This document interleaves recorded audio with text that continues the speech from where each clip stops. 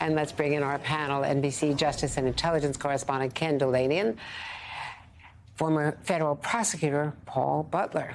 So, Ken, starting with you, let's talk about the D.C. case. Describe the protective order. What is normal in this circuit? I heard Chuck Rosenberg saying this morning that in all of his cases, he always had a protective order, and it was usually agreed to at arraignment by the defense. That's right. And Paul can speak to this as well. This is a standard procedure in a criminal trial because there's a lot of sensitive information that the prosecution must turn over to the defense, including transcripts of witness interviews, phone records, text messages, things that were taken under subpoena or search warrant. And the judge does not want the defense making that public. And normally the defense doesn't want to make it public either. But in this case, Donald Trump and his lawyers are asking essentially for permission to make some of that information public. And Jack Smith responded last night in a filing saying, look, they just want to try their case in the media. And not only shouldn't you allow a judge, but local D.C. criminal rules don't allow them to do that. And so you should impose our protective order. But interestingly, the judge didn't do that. The judge asked both sides to come in for a hearing. And perhaps the judge is trying to protect herself and the record to make sure that both sides have an opportunity to discuss this, to brief on it, and to argue it in court for any potential appeal. There'll be a lot of appeals in this case for sure. And I just referred to Chuck Rosenberg, who, Paul, like you, has tried a lot of cases here. And this is what he had to say this morning on Morning Joe. I don't think I ever prosecuted a case where I didn't have a discovery order and a protective order. And by the way, I never had an issue with it. And the folks on the other side abided it, and it helped to streamline the process. That's a key thing to understand here. Mr. Trump's attorneys don't want to help streamline the process. So they are getting more time here because it's taken a couple of days, although she has not postponed the hearing date, which was August 28th. What's your take on this, Paul, as a constitutional lawyer, a law professor, and a former prosecutor? Yeah, so a criminal defendant has the right to see evidence against him, but the public doesn't have the right to see that evidence. So it's very common in these cases for a judge to restrict how the defendant can use the evidence. We're going to see a lot more of these dust-ups. What's really revealing is the dispatch with which Judge Chutkan has handled this case. So Jack Smith files the motion on Friday. On Saturday morning, Judge Chutkan orders Trump's team to respond. They got to respond by Monday, she says. They asked, Judge, can we have more time? She said, when I said Monday, I meant Monday. And now she's going to have the hearing this week. So that suggests a judge who wants to get this case tried.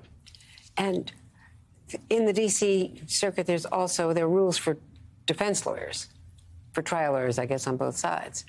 And does going on television and making as public a case as they are, is that against any of the rules, or is this a special case? The man is running for president of the United States.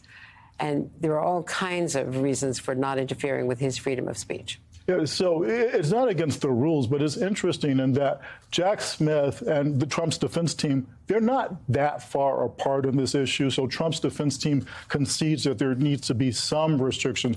They're saying that what Jack Smith is asking for is too broad. So again, part of it is this kind of performance by Trump's defense team that's really more for cable TV and for Trump's political base than it is for Judge Chutkan. But it's also to create the atmosphere that he is being censored and that this First Amendment issue, they say, is a key part of their defense, even though many legal experts can say that that really shouldn't be part of the case, that is not for the court of law. That's right, that speech in furtherance of a criminal conspiracy is not protected by the First Amendment. But I think this is setting up another fight down the road, which is, at what point do all Donald Trump's attacks on the prosecutors, the judge, witnesses in this case, cross some kind of line for a criminal defendant? Because the D.C. local rules do impose certain restrictions on what lawyers from both sides can say about the evidence. They're really not supposed to go on TV and describe the evidence in detail. And but as you said, he's running for president, so he's got a First Amendment right to speak. At what point, if at all, does the judge step in and say, hey, there's a line and you can't cross it? And then, of course, if she does that, that will be appealed and all the way. Another judge here did say that Roger Stone, a previous defendant, of course, so close to Donald Trump, had crossed it when he put, a target like a bullseye and the judge's face superimposed on it. and then violated a restraining order, a gag order. So he went too far. Plenty of precedent for that, but not in this case. This would be really inflammatory on the campaign trail. We just saw how people in New Hampshire selected people around a Trump rally already reacting to it. Let me ask you about Aileen Cannon, because there's some controversy over what she has done in the classified documents case. The backstory here, the prosecution filed a motion regarding a conflict of interest among lawyers just to get it on the record, because one lawyer was representing some 7 defendants, Walt Nauta and others, and they had to have an open hearing. I think that's called a Garcia procedure, if my TV law Counselor is coming knows better. into play here. But as a part of that, they filed in that motion that they do have a grand jury sitting here in D.C. also on related obstruction charges, which were actually raised in the superseding indictment. That set off her wanting them to respond not just to the conflict of interest issue, which they had appealed on or wanted to bring up, but that they explain why they have another grand jury in another jurisdiction. Is that a big deal? I don't think so. I think that she's the judge supervising the grand jury. She has a right to know how they're using these grand juries because, Paul would know better, they're not supposed to use a grand jury to investigate a case that's already been indicted. But if they're using it to investigate further allegations that could lead to further criminal charges, that's okay. And the judge wants to know the answers to those questions, I think. But what if the people that they're talking about in this superseding indictment are also going to be witnesses in this case? Is that a no-no? So again, grand juries have jurisdiction to investigate where the crime went down. So the judge is asking, well, how can this grand jury investigate in both D.C. and Florida? Well, the indictment alleges obstruction of justice in both of those places. And Ken is absolutely right.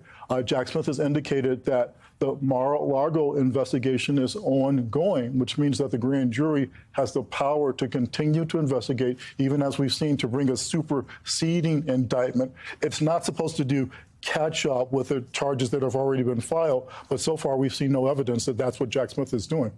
Well, importantly, what they came out with in the superseding indictment was evidence of an alleged attempt to get rid of the video evidence from the surveillance cameras, which is a whole new issue that was not historic raised. Charges that we don't even talk about because we're on to the next thing already. It's amazing. And the political fallout already, Ken, I know you're not doing politics here, but what we've seen is that this has resonance and the prosecution has to worry about it. I know you're going to have voir dire and a jury selection, and then that's a very important part of this case in Florida as well as in D.C. It has resonance. And, Jack Goldsmith, a former, Bush administration lawyer who's well-respected in a lot of circles, has an article in the New York Times today arguing that this whole prosecution is a bad idea. It's bad for the country, and that Republicans just aren't convinced of the legitimacy of it. And I think that's the latter point is certainly bears up by the evidence. The country is more divided than I think I've seen it at any time over this issue, and it's going to dominate the campaign. Paul Butler, thanks for helping us sort through it. Ken, you are invaluable, of course, my colleague here.